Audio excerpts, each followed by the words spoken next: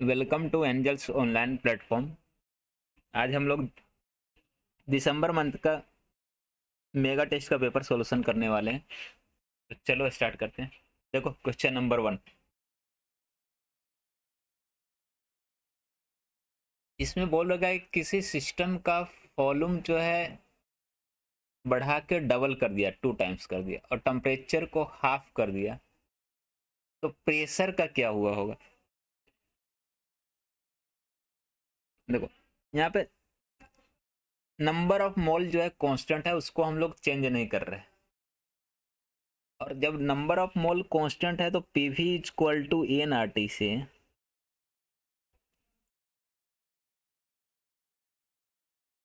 PV upon T जो है वो हो जाएगा कांस्टेंट, क्योंकि एन कांस्टेंट है यार, तो कांस्टेंट होता ही है। इसका मतलब P1 V1 upon T1 equal to P2 V2 upon T2।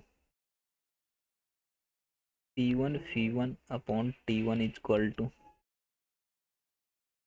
P2 V2 upon T2।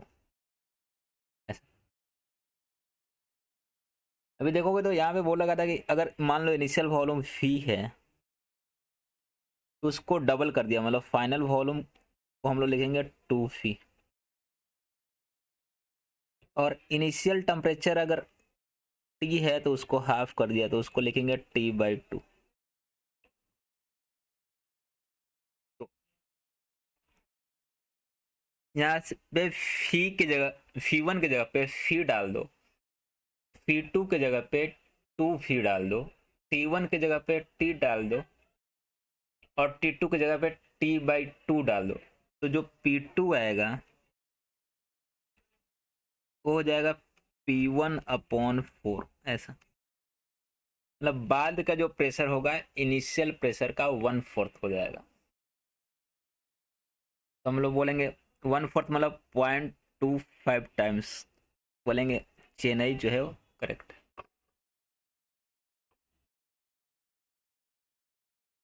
Next question देखो।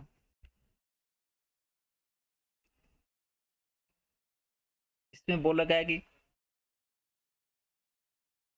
किस टेम्परेचर पे हाइड्रोजन का आरएमएस वैल्यू ऑक्सीजन के आरएमएस वैल्यू के इक्वल होगा। और ऑक्सीजन के लिए टेम्परेचर दे रखा है 47 डिग्री सेल्सियस। देखो तो हमने बोला कि टी केल्विन पे हाइड्रोजन का जो आरएमएस वैल्यू होगा वो ऑक्सीजन के बराबर होगा। तो टी केल्विन पे टेम्परेचर को मैंने टी केल्विन मान लिया, तो फॉर्मूला से हो जाएगा √3RT/m। हाइड्रोजन गैस के लिए H2 के लिए मोलिकुलर वेट देखोगे तो 2 ग्राम, केजी में लिखेंगे तो ऐसा हो जाएगा। ये बराबर है ऑक्सीजन के आरएमएस का। ऑक्सीजन के आरएमएस √3RT। ऑक्सीजन के लिए टेम्परेचर दे रखा है 47 डिग्री सेल्सियस। उसको केल्विन में बदलोगे तो 273 ऐड करना पड़ेगा, तो वहां से हो जाएगा 320 केल्विन अपॉन एम। ऑक्सीजन के लिए मोलिकुलर वेट लिखेंगे 32 ग्राम। ऐसा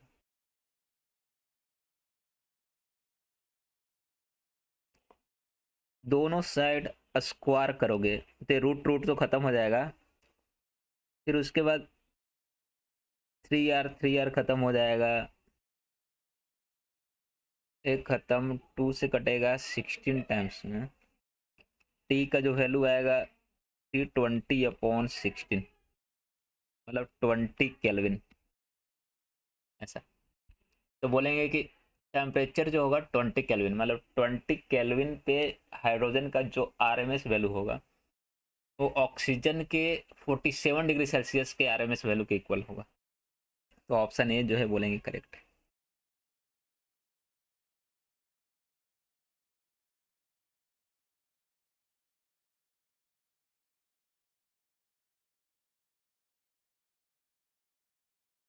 थर्ड वाले में देखोगे तो बोला कि 1 kg डाई एटोमिक गैस जिसके लिए प्रेशर पी का वैल्यू दे रखा है और डेंसिटी। तो इस क्वेश्चन में मुझे मास दे रखा है 1 kg और डेंसिटी रो दे रखा है 4 kg/m³ ऐसा। तो पहले वॉल्यूम निकाल लेंगे गैस का कितना वॉल्यूम होगा, तो ये होगा मास अपॉन डेंसिटी, ये आएगा 1/4 m³। अब इसका टोटल एनर्जी मतलब काइनेटिक एनर्जी क्या होगा, देखो डाई एटॉमिक गैस है, डाई एटॉमिक गैस में डिग्री ऑफ फ्रीडम 5 होते हैं, द्विपरमाणु के लिए डिग्री ऑफ एफ का वैल्यू 5 होता है, इसलिए इसका जो काइनेटिक एनर्जी होगा उसका फॉर्मूला होता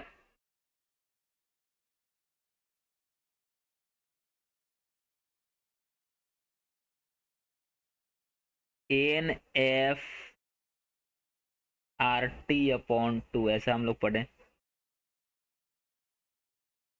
यहाँ पे डायटोमी के लिए F को हम लोग बोलेंगे 5 और NRT=PV होता है, तो NRT की जगह पे PV लिख देंगे तो हो जाएगा 5/2 PV, काइनेटिक एनर्जी का वैल्यू 5/2 PV। अभी यहाँ पे देखोगे तो प्रेशर जो है दे रखा है, P का वैल्यू दे रखा है, V का वैल्यू 1/4 आ गया, तो P और V का वैल्यू इसमें डाल दोगे तो काइनेटिक एनर्जी जो आएगा कैलकुलेशन के बाद वो आएगा 5 × 10⁻⁴ जूल ऐसा। तो बोलेंगे ऑप्शन बॉम्बे जो है करेक्ट होगा। फोर्थ वाला देखो, फोर्थ वाला में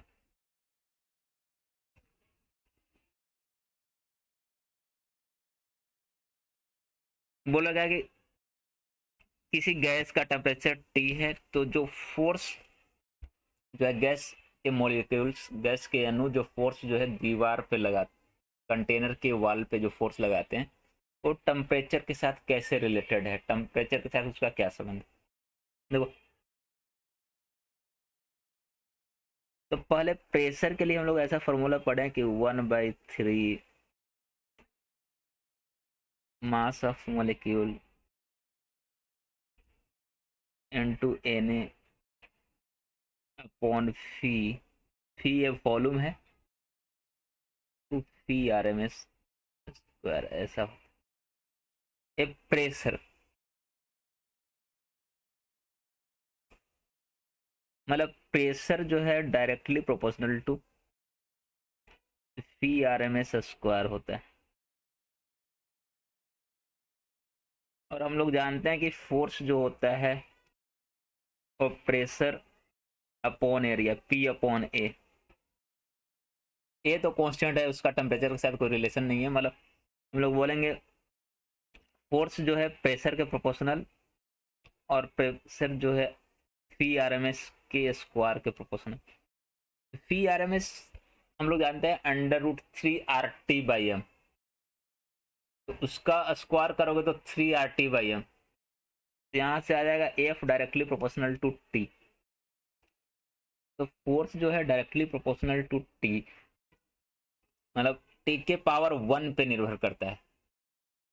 तो इस क्वेश्चन में बोला था कि फोर्स जो है टेम्परेचर के साथ रिलेटेड जो दे रखा है और टी के पावर क्यू बोल रखा है, तो क्यू का वैल्यू हो जाएगा 1, बोलेंगे कि दिल्ली करेक्ट होगा इस।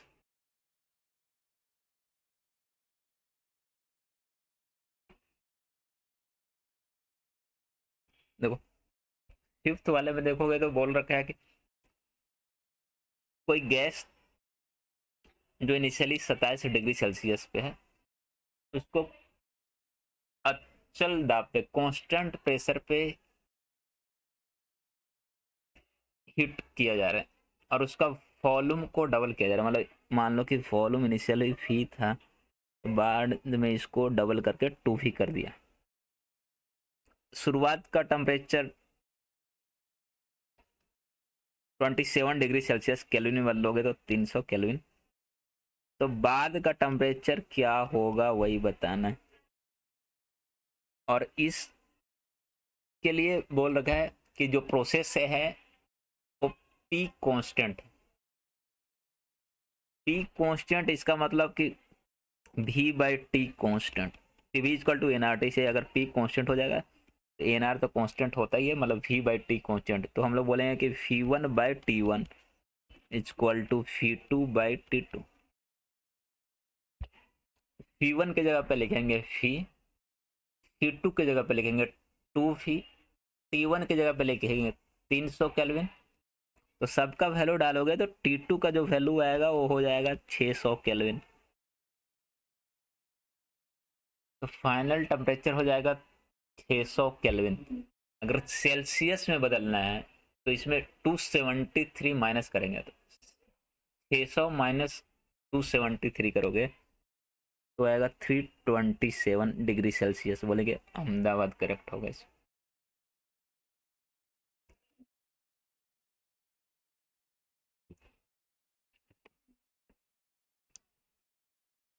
सिक्स्थ वाला देखो, बोला एक बॉक्स क्यूबिकल शेप का है जिसका शुरुआत का टेम्परेचर टी है और कोफिशिएंट ऑफ लिनियर एक्सपेंशन मतलब जिसको अल्फा एल बोलते हैं, अल्फा एल, उसका वैल्यू बोल रखा है कि अल्फा है। अभी क्या है कि इसका टेम्परेचर बढ़ाया गया, डेल्टा टी जितना टेम्परेचर बढ़ाया गया, तो टेम्परेचर बढ़ाने से वॉल्यूम कितना, कद कितना बढ़ा, तो हम लोग जानते हैं कि डेल वी जो होता है फी गामा डेल्टा टी, और गामा को अल्फा इंटू फी बोल सकते हैं, डेल्टा टी के बराबर होता है ऐसा। तो जो कद में फेरफार होता है, जो वॉल्यूम चेंज होती है, जो बढ़ती है, वो इसके बराबर। और अल्फा वी को हम लोग, अल्फा वी को बोलते हैं 3 गुना अल्फा एल। ये अल्फा एल जो है कोफिशिएंट ऑफ लिनियर एक्सपेंशन, जो क्वेश्चन में अल्फा के बराबर दिया, मतलब अल्फा वी को लिखेंगे 3 अल्फा, और वी, तो जो बॉक्स है वो क्यूब के शेप में है, तो उसका वॉल्यूम हो जाएगा ए साइड लेंथ है तो एक क्यूब, तो डेल्टा वी को हम लोग लिखेंगे एक क्यूब 3 अल्फा डेल्टा टी। मतलब ये इसको और अरेंज करके बोल सकते 3 ए क्यूब अल्फा डेल्टा टी। बोलेंगे अहमदाबाद जो है करेक्ट होगा।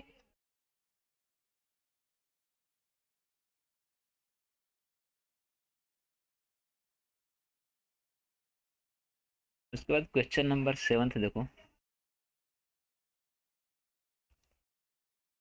7 में बोला है कि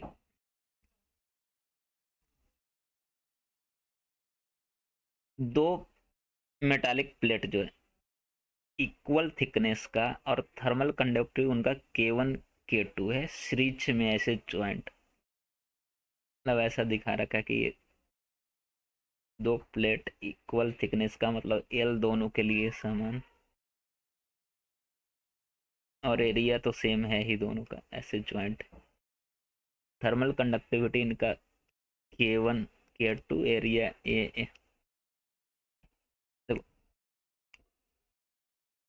तो अभी बोला इसका इक्विवेलेंट थर्मल कंडक्टिविटी मतलब समतुल्य उष्मा वाहकता क्या होगा। अभी देखो, तो इसको हम लोग ऐसा समतुल्य मतलब इसके जगह पे इतना ही लंबाई और इतना ही एरिया का कोई एक सिंगल रॉड रखेंगे तो उसमें उसका कंडक्टिविटी कितना होना चाहिए। तो समतुल्य को हम लोग बोल दिए कि के होगा, यही के निकालना है। इसके लिए इसकी लंबाई को बोलेंगे 12, क्षेत्रफल को बोलेंगे, देखो तो पहले केस में यहाँ पे अगर देखोगे, यहाँ पे तो दो रॉड हैं, दोनों का थर्मल रेजिस्टेंस R1 R2 अगर बोल दे तो R1 को हम लोग लिखेंगे एल बाई K1A, R2 को बोलेंगे L बाई K2A, और ये जो उनका समतुल्य बना इसको हम लोग R बोले समतुल्य को, तो इसको लिखेंगे कि ये हो जाएगा 12 बाई KA। तो ये दोनों जो रॉड थे वो श्रेणी में जोड़े हुए थे, तो उनका जो समतुल्य होगा, श्रेणी के लिए हम लोग समतुल्य पढ़े हैं कि R इक्वल टू होता है R1 प्लस R2, मतलब उनका इक्विवेलेंट जो हुई। अब R के जगह पे यहाँ लिखना है 2L अपॉन KA, R1 के जगह पे लिखना है L अपॉन K1A, और R2 की जगह पे लिखना है L अपॉन K2, ऐसा। तो LA कट जाएगा दोनों साइड से, तो 2/K equal to 1/K1 plus 1/K2। यहाँ पे एलसीएम लोगे उसके बाद K का जो वैल्यू आएगा हो जाएगा 2K1 K2 भागा K1 प्लस K2, ऐसा। तो हम लोग बोलेंगे इसका समतुल्य उष्मावाहकता मतलब इक्विवेलेंट थर्मल कंडक्टिविटी हो जाएगा 2K1 K2 upon K1 plus K2, मतलब ऑप्शन बॉम्बे जो है उसको बोलेंगे करेक्ट।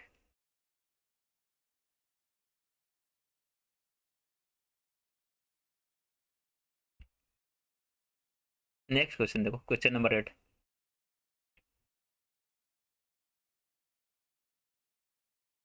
देखो मतलब कोई एक स्फेरिकल बॉडी, मतलब कोई एक गोला जिसकी रेडियस शुरुआत में 24 सेंटीमीटर और तापमान 500 केल्विन था, तो जो एनर्जी रेडिएट कर रहा है, जो पावर रेडिएट कर रहा है वो 440 वाट। देखो, तो पावर रेडिएट या ऊर्जा जो निकलता है, एनर्जी रेडिएट जो करता है पर सेकेंड, उसके लिए फॉर्मूला हम लोग जानते हैं कि ये होता है सिग्मा E A के पावर 4। मतलब जो ये रेडिएटेड पावर है सिग्मा E A के पावर 4, तो सिग्मा ई तो कॉन्स्टेंट है, तो बोल सकते हैं डायरेक्टली प्रोपोर्शनल होता है A1 T1 के पावर 4, ऐसा।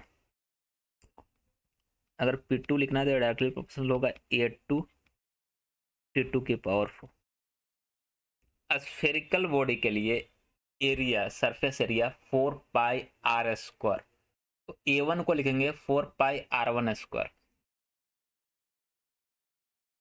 मतलब इसको और ऐसा बोल सकते हैं कि A1 तो हो जाएगा 4πr1², 4π कॉन्स्टेंट है, मतलब R1² T1 के पावर 4, ये हो जाएगा P1, और R2² T2 की पावर 4 हो जाएगा P2। इनका अगर रेशियो लोगे, मतलब इनको डिवाइड दोगे, तो P2 अपॉन P1 जो है हो जाएगा R2² T2 की पावर 4 R1² T1 की पावर 4। अभी बोला है कि रेडियस को हाफ किया, मतलब R1 अगर 24 था तो R2 हो जाएगा 12, उसका आधा, और टेम्परेचर को डबल किया। इसको और ऐसा बोल सकते हैं कि R2 की जगह पे 12 सेंटीमीटर, इसकी जगह पे 24, R1 की जगह पे इसका स्क्वायर। टेम्परेचर देखोगे तो पहले 500 केल्विन था, मतलब T1 500, T2 जो है डबल किया मतलब 1000, इसका पावर 4, ऐसा। तो ये 12 से 24 दो बार में कटेगा, तो 1/2 का स्क्वायर करोगे तो 1/4, दो बार में कटेगा 1500 से, 2 का पावर 4 करोगे तो 16, 4 बार। तो P2/P1 का वैल्यू आया 4, तो P2 को बोलेंगे 4 गुना P1, इसलिए P2 को बोलेंगे 4 गुना P1। P1 का वैल्यू 440 दिया हुआ था, तो P2 का वैल्यू हो जाएगा 4 गुना 440। कैलकुलेशन के बाद ये आएगा 1760 वाट। तो बोलेंगे सेकेंड केस में जो रेडिएटेड पावर है वो 1760 वाट आएगा, मतलब ऑप्शन दिल्ली जो है वो करेक्ट होगा।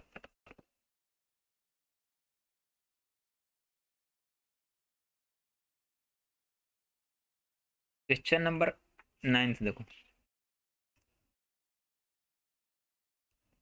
क्वेश्चन नंबर 9 में बोला है कि दो प्लेट जिनका थर्मल कंडक्टिविटी K1 K2 दे रखा है, उनका एरिया और थिकनेस मतलब ए और एल सेम है ना, वैसे बोला है कि ये दो प्लेट है,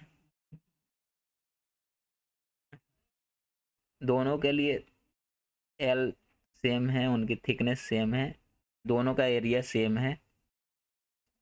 एक को रखा गया है 100 डिग्री सेल्सियस पे और दूसरे को 0 डिग्री सेल्सियस पे। इनका थर्मल कंडक्टिविटी को K1 K2 बोल देते हैं। K1 का वैल्यू 84 और K2 का वैल्यू 126। तो ये जो इनका ज्वाइंट है, जो कॉन्टेक्ट सरफेस है, इसका टेम्परेचर बताना है यहाँ, कि यहाँ पर टेम्परेचर कितना होगा, तो इसको हम लोग बोल देते हैं T डिग्री सेल्सियस।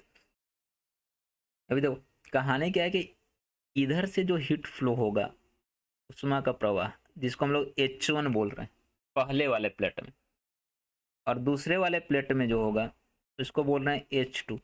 तो दोनों श्रेणी में है, सीरीज में, इसलिए उष्मा का प्रवाह दोनों में समान होना चाहिए, तो बोलेंगे H1 इक्वल टू H2। और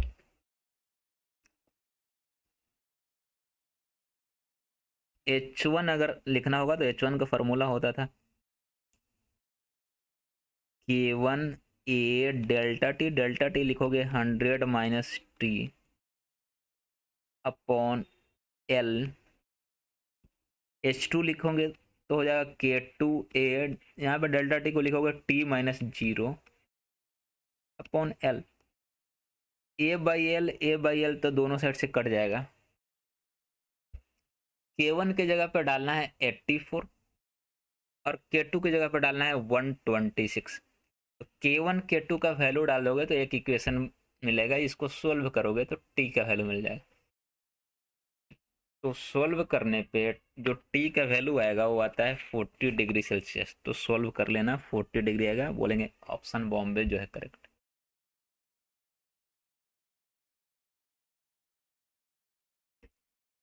क्वेश्चन नंबर 10 देखो।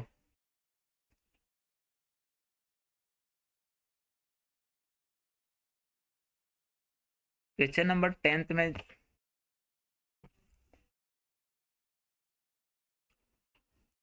जो वेवलेंथ है मैक्सिमम एनर्जी रिलीज के लिए इसी एक्सप्लोजन में, वो दे रखा है, मतलब लेमडा मैक्स दे रखा है, लेमडा एम, जिसको हम लोग 2.93 इंटू 10⁻⁻10 मीटर, और बीटा जो विंस कांस्टेंट होता है उसको बोल रखा है 2.93 इंटू 10⁻³ मीटर कैलोरी। तो मैक्सिमम टेम्परेचर एक्चुअली बताना मुझे, टेम्परेचर कितना। तो हम लोग जानते हैं कि lambda M into T equal to constant B. तो अगर टी निकालना है तो ये B upon lambda M. B का वैल्यू 2.93 इंटू 10⁻³ दिया हुआ है, और लेमडा का वैल्यू 2.93 इंटू 10⁻10। सॉल्व करोगे तो हो जाएगा 10⁻7 केल्विन। तो बोलेंगे टेम्परेचर जो आएगा 10⁻7 केल्विन, मतलब ऑप्शन बॉम्बे जो है करेक्ट होगा।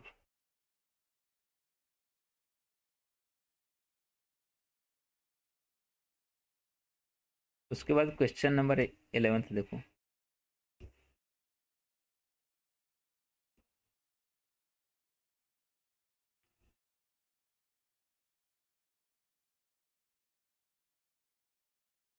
देखो इसमें बोला गया कि कोई दीवार जो है जिसमें K1 K2 अलग अलग थर्मल कंडक्टिविटी का दो अलग अलग ब्लॉक अल्टरनेटिवली लगाए हुए हैं, मतलब ऐसा।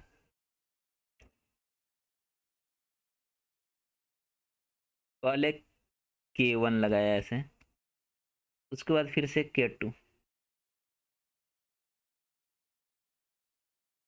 फिर से K1 फिर से K2 ऐसा, फिर K1 K2 ऐसा। तो इसका इक्विवेलेंट थर्मल कंडक्टिविटी क्या होगा? देखो, हर एक ब्लॉक के लिए ऐसा बोलेंगे, कुल 6 ब्लॉक हैं यहाँ पे, 3 K1 3 K2, सबका एरिया ऑफ क्रॉस सेक्शन हम लोग बोल रहे हैं ए है।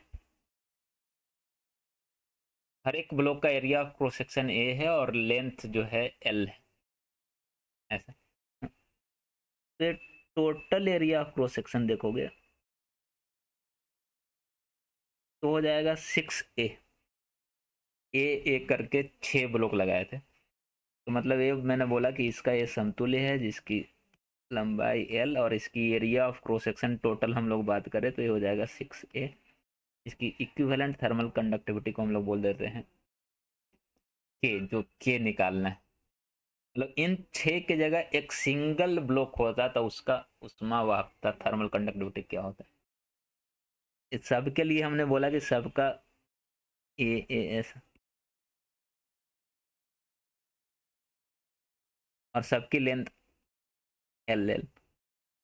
देखो, तो पहले ऐसा बोलेंगे कि 3 K1 वाला ब्लॉक है, 3 K2 वाला है, सबके सब 6 जो है समांतर में जोड़े, पैरेलल में जोड़े।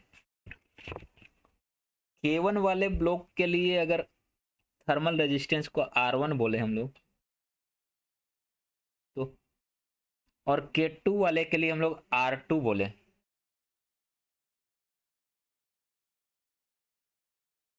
तो इसका जो इक्विवेलेंट रेजिस्टेंस होगा ऐसा देखो, 1/R इक्व, क्योंकि ये समांतर में है इसको बोलते थे 1/R1 प्लस 1/R2। लेकिन K1 वाला 3 है तो ये हो जाएगा 3/R1 और ये हो जाएगा 3/R2, ऐसा।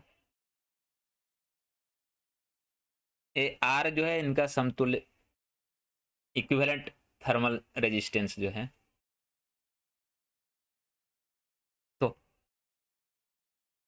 अभी R को हम लोग लिखते L/K, A की जगह पे लिखेंगे 6A, क्योंकि इसका टोटल एरिया 6A होगा। R1 को हम लोग बोलेंगे कि R1 हो जाएगा L/K1A और R2 को लिखेंगे L/K2A। अब इस वाले फॉर्मूला में समतुल्य अवरोध वाले जो फॉर्मूला मैंने लिखा 1/R equal to 1/R1 plus 1/R2, R1 R2 इनका वैल्यू यहाँ पे रखने पे, इनका वैल्यू रखोगे तो ये हो जाएगा K गुना 6A/L equal to 3K1A/L plus 3K2A/L।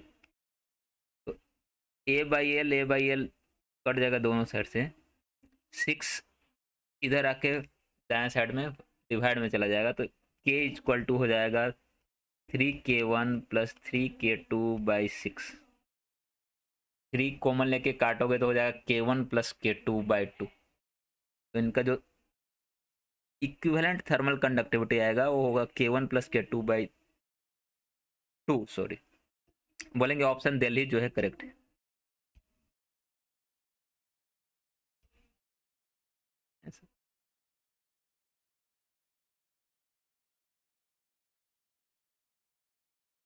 Question number 12 देखो, क्वेश्चन नंबर 12 में क्या कि कोई एक धातु मेटल जिसका मास 192 ग्राम है उसको 100 डिग्री सेल्सियस तापमान तक गर्म करके किसी एक कैलोरी मीटर में डाला गया। कहानी क्या है कि ये मेरा कैलोरी मीटर है, इसमें पहले से पानी था, पानी का शुरुआत का जो तापमान था 8.4 डिग्री सेल्सियस था शुरुआत में, 8.4 डिग्री सेल्सियस। और पानी की मात्रा देखोगे, इसका जो एम था वो 240 ग्राम था। ब्रास का बना हुआ कैलोरीमीटर, मतलब बर्तन जो भी, वो ब्रास का बना हुआ था, और उसका जो मास था 128 ग्राम था। तो शुरुआत में एक कैलोरीमीटर और पानी साथ साथ थे, तो दोनों थर्मल इक्विलिब्रियम में होंगे, मतलब दोनों का तापमान सेम होगा। एक साथ हैं, कांटेक्ट संपर्क में है, तो तापमान सेम हो जाता है फाइनली। इनिशियली इनका तापमान भी 8.4 डिग्री सेल्सियस ऐसा।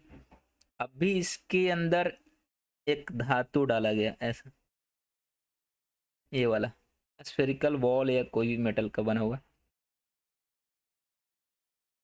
और इसका जो मास था वो 100 नहीं 192 ग्राम था, और इसका शुरुआत में तापमान था 100 डिग्री सेल्सियस ऐसा। तो जैसे ही पानी में डालोगे तो इसका तापमान, इस बॉल का तापमान धीरे धीरे घटेगा, पानी और बर्तन जो साथ साथ संपर्क में, उन दोनों का तापमान बढ़ेगा। तो बोलेंगे कि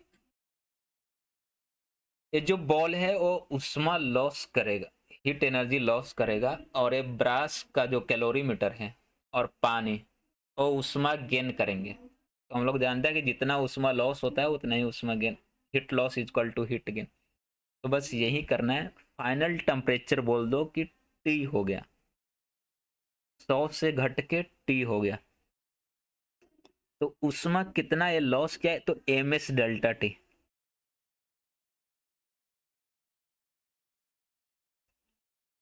तो बोलेंगे एम है 192 ग्राम, केजी में बदल दोगे तो ऐसा।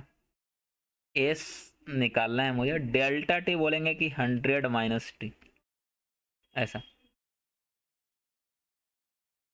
ये हीट लॉस हुआ, और पानी और एक कैलोरीमीटर जो इनिशियली 8.4 डिग्री सेल्सियस पे थे, इनका तापमान बढ़ा होगा, तो ये हीट गेन किए होंगे। ये कितना किए, तो पानी के लिए लिखोगे एम, एम उसका था 240 ग्राम, केजी में बदलोगे तो 10⁻³ एस, पानी के लिए एस होता है 4200 जूल पर केजी पर किलो, मतलब 4200। डेल्टा टी इसका लिखोगे तो हो जाएगा, बाद में टी हो गया, शुरू में 8.4 था, तो टी माइनस 8.4 ऐसा। तो पानी का साथ साथ ब्रास का जो कैलोरीमीटर है उसने भी हिट गेन किया, तो उसका भी लिखेंगे, तो उसका एम बोलेंगे 128 ग्राम। उसके लिए एस का वैल्यू क्वेश्चन में दिया हुआ है 394 जूल पर केजी पर kelvin, into delta T. Delta T उसका भी लिखेंगे टी माइनस 8.4। तो एक इक्वेशन बना, heat loss is equal to heat gain. इसको सोल्व करोगे तो एस का वैल्यू जो मेटल के लिए, वो धातु के लिए जो निकालना था स्पेसिफिक हीट, वो मिल जाएगा। तो कैलकुलेशन के बाद एस का वैल्यू जो आएगा तुमको, वो होगा 920 जूल पर केजी पर केल्विन। एस का वैल्यू 920 बोलेंगे, ऑप्शन बॉम्बे जो है करेक्ट होगा।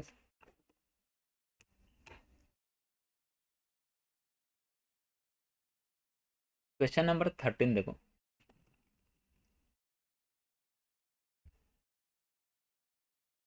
विक्टोरिया फॉल की ऊंचाई दे रखी है, मतलब इस ऊंचाई से वाटर जो है फॉल करता है वहां।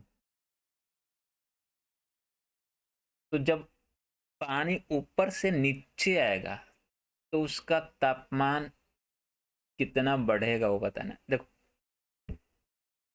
कहानी क्या है कि जब पानी ऊपर से नीचे फॉल करता है तो उसकी हाइट घट रही है, और इस क्वेश्चन में हाइट को 63 मीटर दिया है। हाइट घटने की वजह से उसकी पोटेंशियल एनर्जी, स्थितिज ऊर्जा घट रही,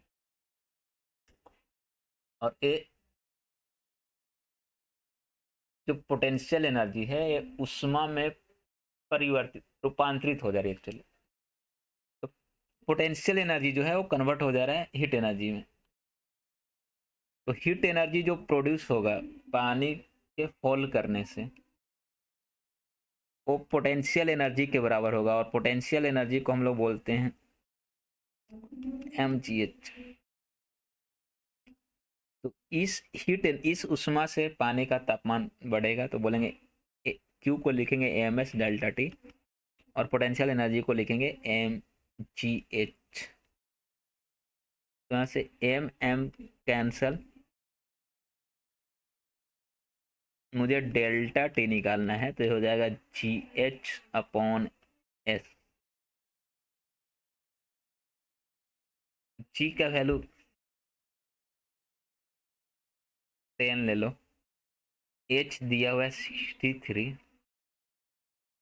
पानी के लिए एस का वैल्यू होता है 1 कैलोरी पर ग्राम पर डिग्री सेल्सियस। अगर इसको एसआई यूनिट में लिखे तो होता है, क्योंकि मैंने सी और एच को एसआई यूनिट में लिखा, तो एस को भी एसआई यूनिट में लिखना पड़ेगा, तो हो जाता है 4200 जूल पर केजी पर किलोमीटर। तो डेल्टा टी यहाँ से मिल जाएगा, तो हो जाएगा 630 अपॉन 4200। और कैलकुलेशन के बाद ये आएगा 0.147। तो बोलेंगे अहमदाबाद जो है करेक्ट होगा, ऑप्शन ए। नेक्स्ट क्वेश्चन देखो, क्वेश्चन नंबर 14।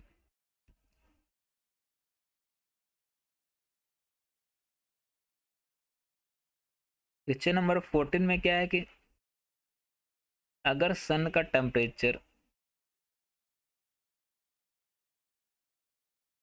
टी से 2t कर दिया जाए, डबल कर दिया जाए, और रेडियस आर से 2r कर दिया जाए,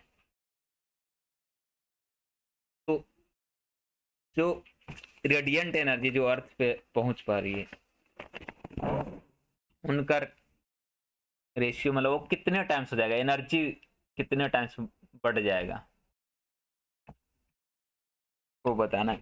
देखो, तो शुरुआत में एनर्जी को हम लोग लिखेंगे, जो सन जो है एनर्जी रेडिएट करता है वो सिग्मा ई ए टी के पावर 4, ए हो जाएगा सिग्मा ई ए को लिखेंगे 4 पाई r² टी का पावर 4। बाद में लिखेंगे तो हो जाएगा सिग्मा ई, अब एरिया लिखना होगा तो 4 पाई 2r का स्क्वायर करेंगे, क्योंकि अब रेडियस बढ़ के r से 2r हो गया है, और टेम्परेचर जो बढ़ के t से 2t हो गया है ऐसा। तो अब t के पावर 4 की जगह पे लिखेंगे 2t का पावर 4 ऐसा। तो E2 का जो वैल्यू होगा हो जाएगा सिग्मा ई 4 पाई इंटू 4r², और यहाँ पे देखोगे तो हो जाएगा 16t के पावर 4। तो ये आ जाएगा 16 इंटू 4 मतलब 64E1। तो बाद का जो रेडियंट एनर्जी है शुरुआत वाले का 64 टाइम्स हो जाएगा। तो बोलेंगे कि ऑप्शन दिल्ली जो है वो करेक्ट होगा।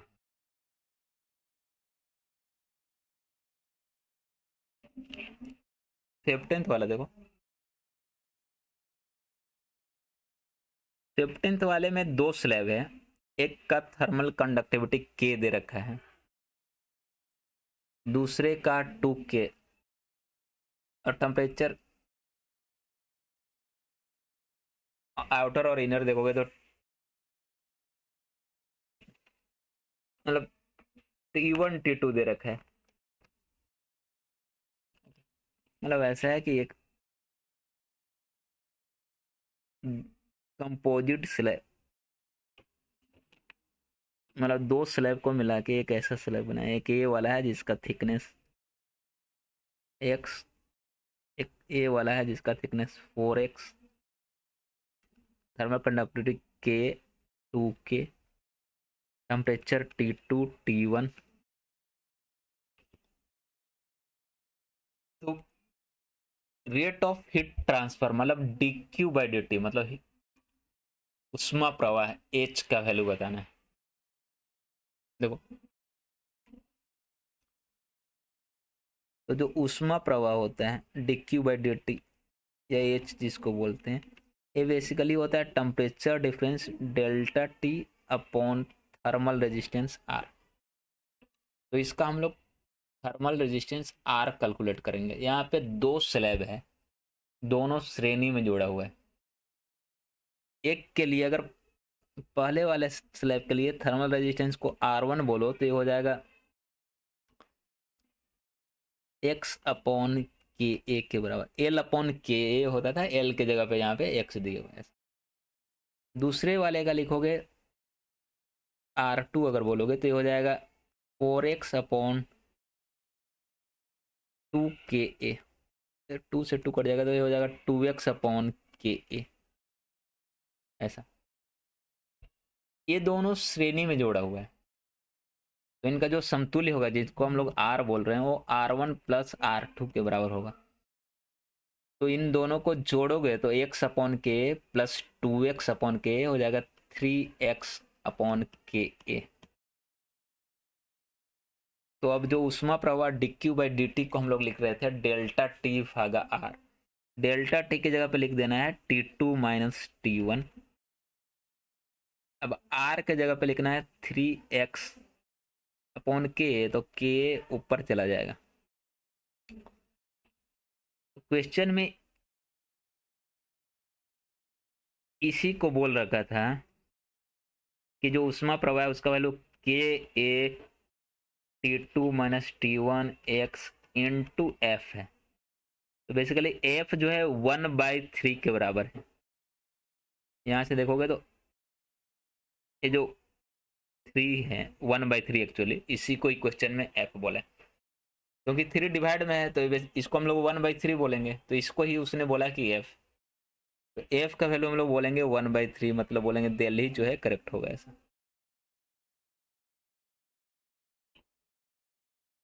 नेक्स्ट क्वेश्चन देखो, क्वेश्चन नंबर 16।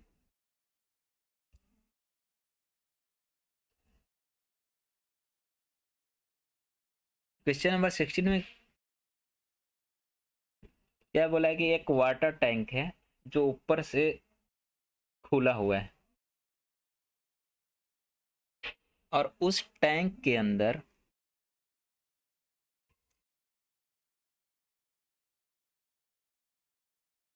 कुछ डेप्थ पे एक होल है ऐसा।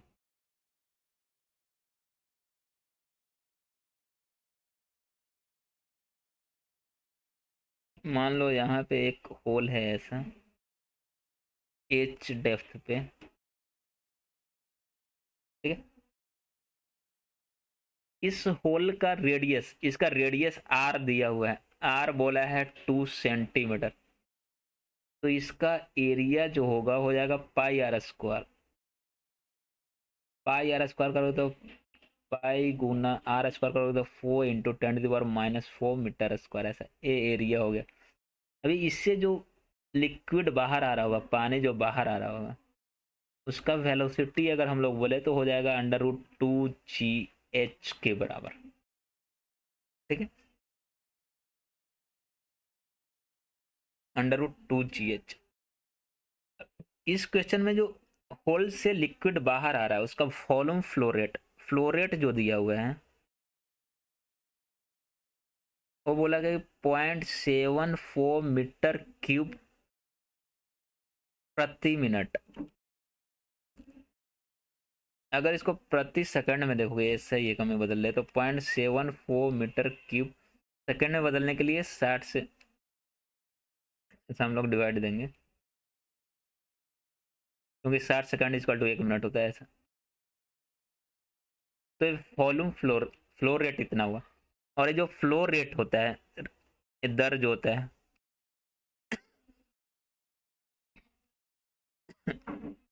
ये ए गुना वी के बराबर होता है।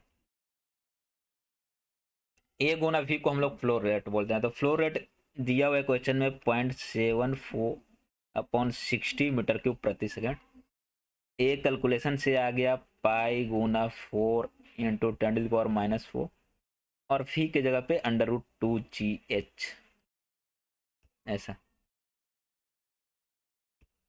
तो इसी को सोल्व करके मुझे एच का वैल्यू निकालना था ऐसा। तो अब इसको सॉल्व कर लोगे इस समीकरण को, तो एच मिल जाएगा कैलकुलेशन करने के बाद।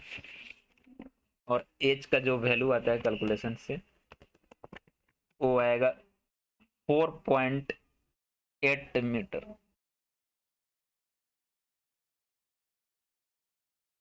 नेक्स्ट क्वेश्चन देखो, क्वेश्चन नंबर 17।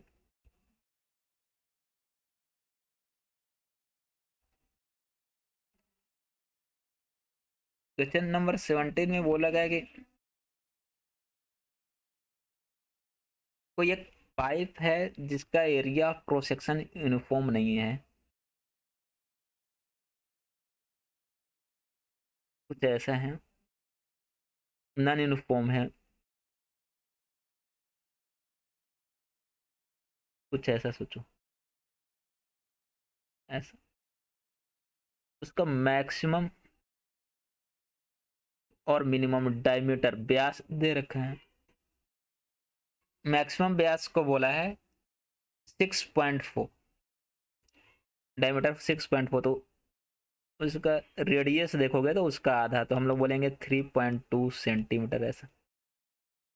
और मिनिमम डायमीटर बोल रखा था 4.8, तो रेडियस देखोगे तो उसका आधा हो जाएगा 2.4 सेंटीमीटर। मान लो यहाँ पे वेलोसिटी v1 है, यहाँ पे v2। तो हम लोग जानते हैं कि जहाँ पे एरिया ऑफ क्रॉस सेक्शन कम होता है, ए कम होता है, वहां पे वेलोसिटी ज्यादा। तो एरिया ऑफ क्रॉस सेक्शन जहाँ पे त्रिज्या कम है वहां पे कम होगा। मतलब R2 के पास में जिसका रेडियस R2 है वहां पे एरिया कम होगा, तो वेलोसिटी ज्यादा होगा। तो v2 बोलेंगे v1 से ज्यादा, तो v2 को बोलेंगे मैक्सिमम वेलोसिटी और इसको बोलेंगे मिनिमम वेलोसिटी। तो मिनिमम और मैक्सिमम का मुझे रेशियो चाहिए, इनके वेलोसिटी का रेशियो, मतलब v1/v2 चाहिए। तो इक्वेशन ऑफ कंटिन्यूटी से a1 v1 equal to a2 v2। तो v1/v2 को लिखेंगे a2/a1। a2 को लिखेंगे पाई r2 स्क्वायर, a1 को लिखेंगे पाई r1 स्क्वायर। तो पाई पाई तो खट जाए, खत्म, कट जाएगा। R2 की जगह पे लिखना है 2.4 और R1 की जगह पे लिखना है 3.2। तो इनका स्क्वायर करोगे तो 81/256 ऐसा। तो आएगा चेन्नई करेक्ट आंसर।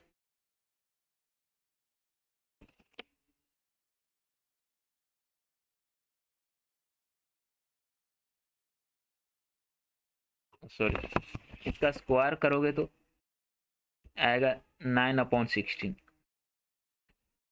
पावर 4 नहीं करना है, स्क्वायर करना है। तो बोलेंगे दिल्ली करेक्ट आंसर आएगा, क्योंकि R1 की जगह पे 2.4 डालोगे, R2 की जगह पे 3.2, तो दोनों कट जाएंगे 8 से 2.4 जो है कटेगा 0.3 बार में, और 3.2 कटेगा 0.4 बार में। तो इसका स्क्वायर करोगे तो 3 का स्क्वायर अपन 4 का स्क्वायर, मतलब 9/16। ऑप्शन दिल्ली करेक्ट होगा इसमें।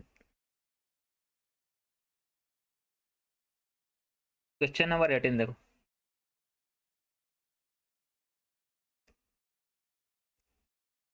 इसमें बोला कि किसी एक एक्सपेरिमेंट में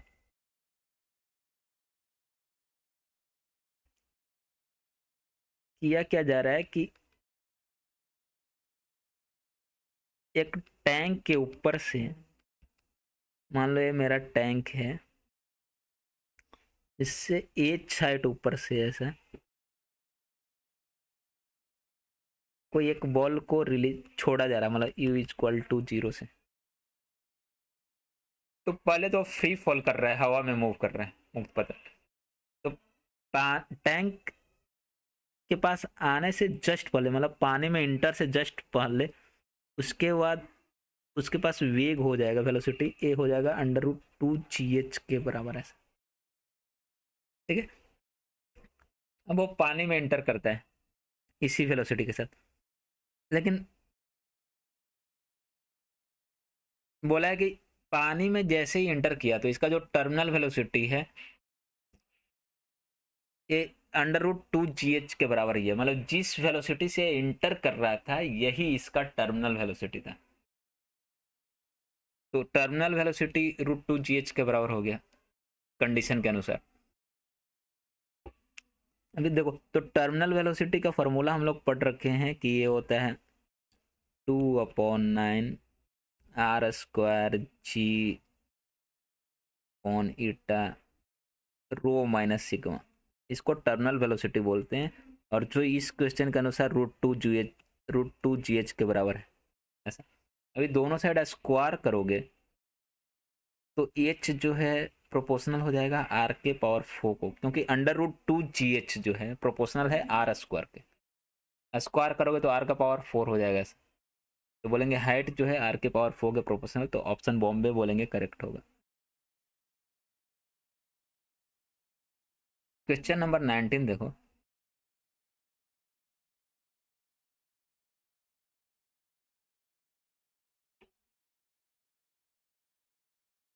देखो बोल रखा है कि एक फ्लूइड जो है प्रवाह किसी पाइप से फ्लो कर रहा है, पाइप का क्रॉस सेक्शन यूनिफॉर्म नहीं है।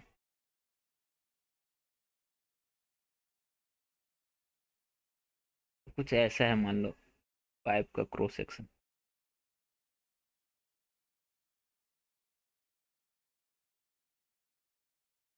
ठीक है।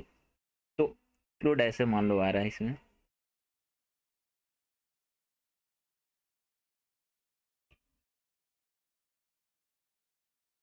तो बोला कि किसी एक पॉइंट पे जब उसका वेलोसिटी स्मॉल v था, वहां पे प्रेशर जो है p के बराबर है, और किसी दूसरे पॉइंट पे जहां पे स्पीड जो है कैपिटल v के बराबर है, वहां पे प्रेशर p/2 है, ठीक है। अगर डेंसिटी को बोल रखा है रो, तो कैपिटल v का वैल्यू क्या होगा? देखो, एक तो यहाँ पे बर्नौली का इक्वेशन लगा दो। ओरिजेंटल पाइप है तो दोनों एक ही लेवल में होंगे, तो दोनों के लिए हाइट सेम होगा। तो रो जी एच जो बर्नौली के इक्वेशन में आता था वो कैंसिल हो जाएंगे। तो अभी लिखेंगे हम लोग P1 plus half rho V1² equal to P2 plus half rho V2²। P1 के जगह पे P डालेंगे, V1 के जगह पे V डालेंगे स्मॉल v, तो हाफ रो V²। P2 की जगह पे डालेंगे P/2, और रो V2 की जगह पे कैपिटल V, यही कैपिटल बड़ा वाला V वैल्यू निकालना है। तो P/2 जो है उसको लेफ्ट साइड लाओगे तो ये घट ये हो जाएगा तुम्हारा P-P/2, मतलब P/2 बचेगा, और इधर बचेगा हाफ रो V², इधर हो जाएगा हाफ रो कैपिटल V²। ऐसे तो हाफ हाफ तो खत्म हो जाएगा, रो से डिवाइड कर दोगे तो कैपिटल V का वैल्यू हो जाएगा फाइनली P/रो प्लस स्मॉल v का स्क्वायर √s। तो बोलेंगे ऑप्शन बॉम्बे जो है वो करेक्ट होगा इसमें।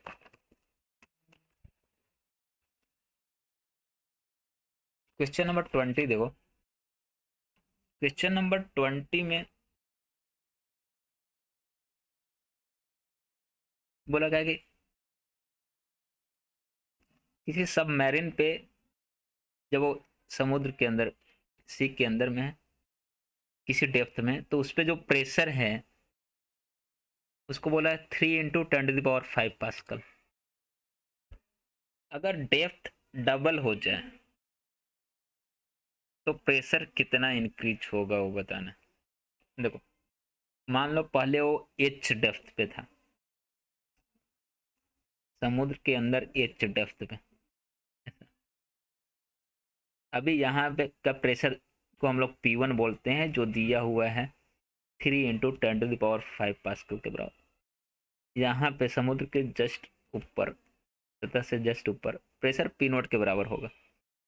तो P1 को हम लोग लिखेंगे P0 प्लस रो जी एच, ठीक है।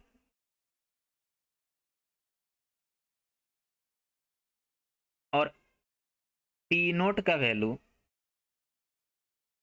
1 ATM को क्वेश्चन में बोला है 1 × 10⁵ पास्कल लेने, और P1 का वैल्यू 3 × 10⁵ है, तो हो जाएगा 3 × 10⁵। P0 की जगह पे लिखो 1 × 10⁵ प्लस रो जी एच। तो रो जी एच का वैल्यू यहाँ से आएगा, इधर जाकर सब्ट्रैक्ट हो जाएगा, तो 2 × 10⁵ पास्कल ऐसा।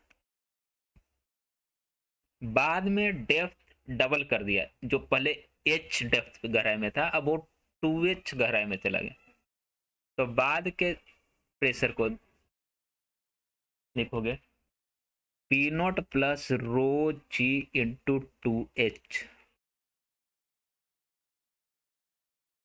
अब P0 को हम लोग लिखेंगे 1 ATM मतलब 10⁵ पास्कल, और रो जी एच को लिखते हैं 2 × 10⁵। तो रो जी 2H है, तो उसका दुगना मतलब 4 × 10⁵, और यहाँ से 1 × 10⁵, दोनों को जोड़ोगे तो हो जाएगा 5 × 10⁵ पास्कल। तो कितना प्रतिशत बढ़ा, पहले कितना बढ़ा, तो P2 minus P1, P2 minus P1 करोगे, P1 दिया हुआ है 3 × 10⁵ पास्कल, P2 आया 5 × 10⁵, इनको घटाओगे तो 2 × 10⁵। तो डेल्टा P जो आया वो 2 × 10⁵, तो कितना प्रतिशत बढ़ा, उसके लिए लिखते हैं कितना बढ़ा भागा शुरू वाला इंटू 100। तो ये तुम्हारा हो जाएगा 200/3%, क्योंकि डेल्टा पी को लिखोगे P2 माइनस P1, तो 2 × 10⁵, P1 को लिखोगे 3 × 10⁵, गुना 100 करोगे, तो बोलेंगे ऑप्शन ए जो है करेक्ट होगा। क्वेश्चन नंबर 22 देखो, देखो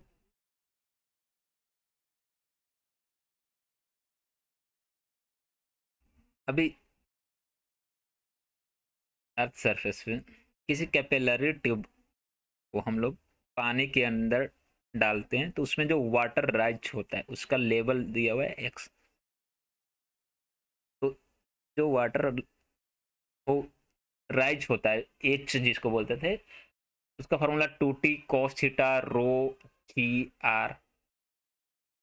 तो अभी h की जगह पे x बस बोला है, तो ये हो जाएगा 2t cos theta rho G R. सतह पे g का वैल्यू तो वही 9.8 या g ही लिखेंगे।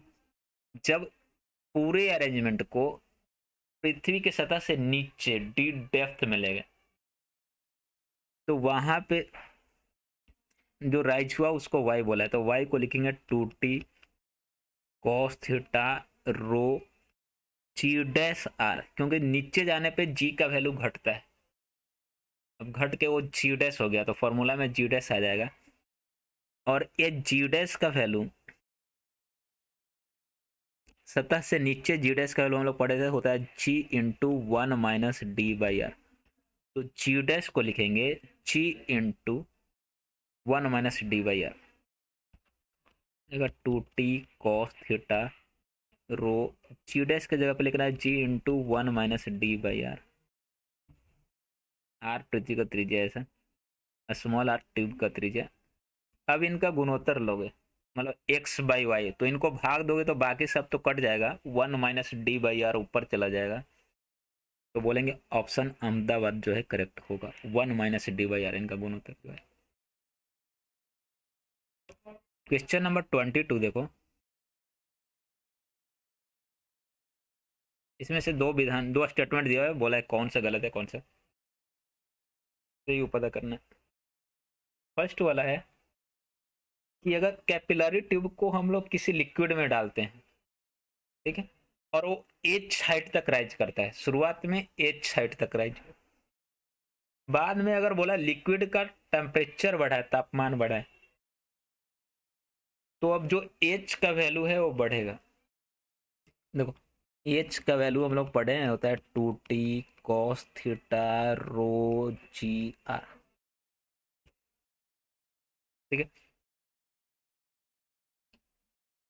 तापमान बढ़ाने से सरफेस टेंशन टी का वैल्यू घटता है।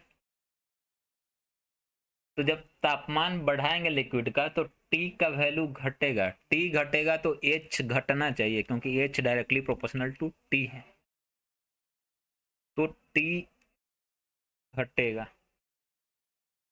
लेकिन पहला स्टेटमेंट ने बोला है कि बढ़ेगा, तो गलत है, तो पहला स्टेटमेंट तो गलत हो गया। दूसरा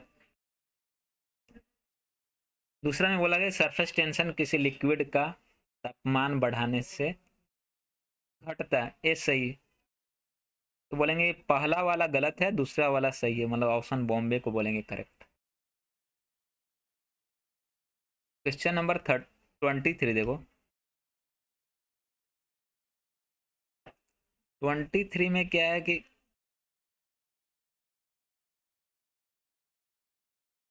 बोला है कि अगर आर त्रिज्या का कोई ट्यूब रेडियस डालते हैं किसी लिक्विड के अंदर, तो उसमें जो वाटर राइज होता है उसका मास द्रव्यमान एम है।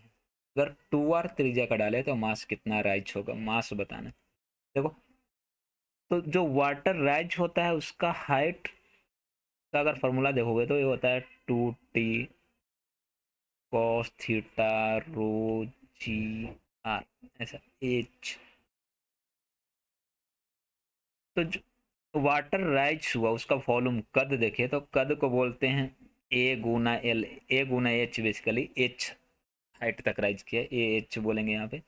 ए को लिखेंगे पाई आर स्क्वायर, क्योंकि ट्यूब जो है सर्कुलर क्रॉस सेक्शन का होता है, तो पाई आर स्क्वायर एरिया हो जाएगा। एच की जगह पे लिखेंगे 2t cos theta rho G R, तो एक आर से आर खत्म, तो वॉल्यूम जो होगा वो हो जाएगा तुम्हारा पाई R 2t cos theta rho जी। अब मास कितना राइज किया, मास को बोलेंगे रो गुना फी, डेंसिटी गुना वॉल्यूम। तो वॉल्यूम जो अभी कैलकुलेट कर है वो रख देंगे, तो मास जो होगा तो हो जाएगा pi R 2t cos theta upon g. देखो mass directly proportional to R है, मास त्रिज्या के डायरेक्टली प्रोपोर्शनल है। ठीक है, जो पानी राइज हो रहा है ट्यूब के अंदर उसका जो द्रव्यमान मास होगा वो उसके त्रिज्या के डायरेक्टली प्रोपोर्शनल है। त्रिज्या को अगर डबल करोगे तो मास भी डबल होगा। तो इस क्वेश्चन में बोल रखा था कि पहले आर त्रिज्या था तो एम मास राइज हो रहा था, अब त्रिज्या को डबल कर दिया तो मास भी डबल हो जाएगा, तो बोलेंगे ऑप्शन डेल ही करेक्ट होगा, 2m। नेक्स्ट क्वेश्चन 24 देखो।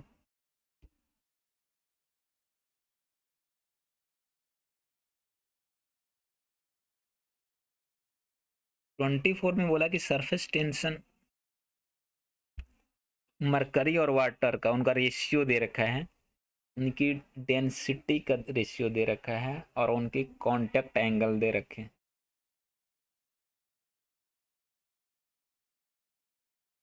बोला कि इसी ट्यूब को डाला गया तो मरकरी में जो एक्चुअली क्या है कि लेवल मरकरी में घटेगा, उसमें राइज नहीं होगा, क्योंकि मरकरी के लिए कांटेक्ट एंगल 90 से बड़ा है, तो संपर्क कोण 90 से ज़्यादा है, तो उसमें लेवल घटती है, तो ट्यूब में डिप्रेस हो गई। और वाटर वाले में राइज होगा, दोनों जो है राइज या डिप्रेस सेम अमाउंट से हो रहा है, मतलब उनका वैल्यू मैग्नीट्यूड जो है सेम है। तो ट्यूब के देखो, तो मरकरी के केस के लिए अगर हाइट लिखने जाए तो बोलेंगे 2t cos थीटा, दो जाएगा cos 135 रो मरकरी का, मरकरी के रो को हम लोग रो वन बोलते हैं, चलो Cr1 मरकरी के ऐसा, ये हो गया मरकरी में हाइट। पानी के लिए लिखोगे तो ये हो जाएगा 2T2 cos theta, cos theta को यहाँ पे 0 लिखना है, ρ2Gr ऐसा। अभी क्वेश्चन में बोल रखा है कि T1/T2 इसका वैल्यू दे रखा है 7.5, ρ1/ρ2 दे रखा है 13.6 और तुमको R1 R और इनका रेशियो निकालना है R1/R2, H1 equal to H2 ऐसा, मतलब इन दोनों का जो मैग्नीट्यूड है, जो वैल्यू है वो बराबर है, ठीक है। तो 2T cos 135, cos 135 का वैल्यू होता है -1/2, तो माइनस का मतलब वो नीचे गया होगा, सिर्फ हम लोग मूल की बात करें तो प्लस लिखेंगे, तो ये हो जाएगा 2T1 1/√2 ρ1Gr1, ये हो गया H1 का मूल्य। H2 को लिखेंगे हम लोग 2T2 cos 0 का वैल्यू हो जाएगा 1, तो इसको लिखने की जरूरत नहीं है, ρ2Gr2 से G खत्म, 2 खत्म, तो यहां से बोलेंगे कि R1/R2 जो है हो जाएगा T1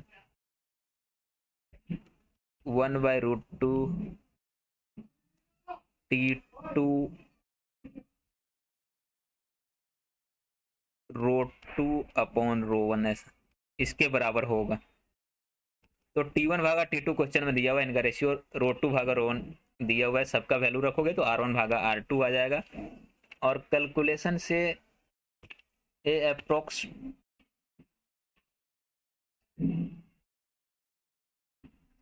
0.4 के बराबर आएगा, तो हम लोग बोलेंगे 2/5 के क्लोज इक्वल है। ऑप्शन दिल्ली को बोलेंगे करेक्ट। क्वेश्चन नंबर 25 देखो, नेक्स्ट क्वेश्चन।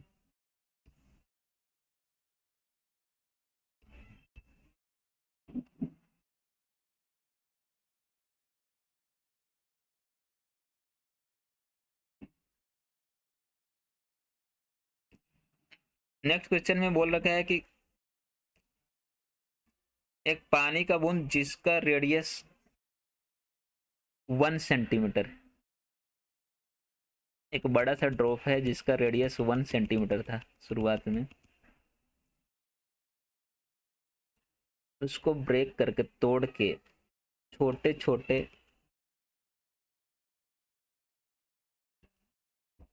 कुल 729 ड्रॉपलेट्स में कन्वर्ट कर देता है, 72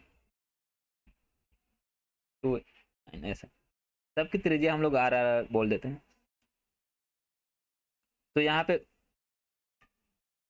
पहले स्मॉल आर का वैल्यू क्या होगा वो निकालेंगे, क्योंकि कैपिटल आर 1 सेंटीमीटर दे रखा है, तो ऐसा लिखते हैं कि R इक्वल टू n⁻⁴, तो एन 729 है, into small R, capital R 1 centimetre, तो यहाँ से स्मॉल आर का वैल्यू हो जाएगा 1/9 सेंटीमीटर। ओके, सरफेस टेंशन दे रखा है, पोटेंशियल एनर्जी सरफेस, मतलब सरफेस एनर्जी कितना गेन हुआ, कितना बड़ा, देखो शुरुआत के सरफेस एनर्जी को लिखोगे T गुना A1 को बोलोगे 4πr², बाद के सरफेस एनर्जी को लिखोगे T गुना A2 को बोलोगे 4πr²। तो ये एक ड्रॉपलेट्स के लिए, ऐसे ऐसे कुल 729 ड्रॉपलेट्स है, तो टोटल एनर्जी इतना, कितना गेन हुआ, तो जो एनर्जी गेन हुआ वो निकालना है, तो एनर्जी गेन को हम लोग बोलेंगे E2 माइनस E1, तो डेल्टा ई जो निकालना है वो हो जाएगा E2 माइनस E1। तो सरफेस टेंशन का वैल्यू, टी का वैल्यू क्वेश्चन में दिया हुआ है, R1 R, capital R small R का वैल्यू आ गया, तो सबका वैल्यू रखोगे तो E2 E1 हो जाएगा, इनको सब्ट्रैक्ट करोगे तो गेन इन एनर्जी हो जाएगा। सबको ऐसा यूनिट में रखना। क्योंकि आंसर एसआई यूनिट में जूल मिलाना है, तो आंसर आएगा 7.5 इंटू 10⁻⁴ जूल। बोलेंगे ऑप्शन 6 नहीं जो है करेक्ट।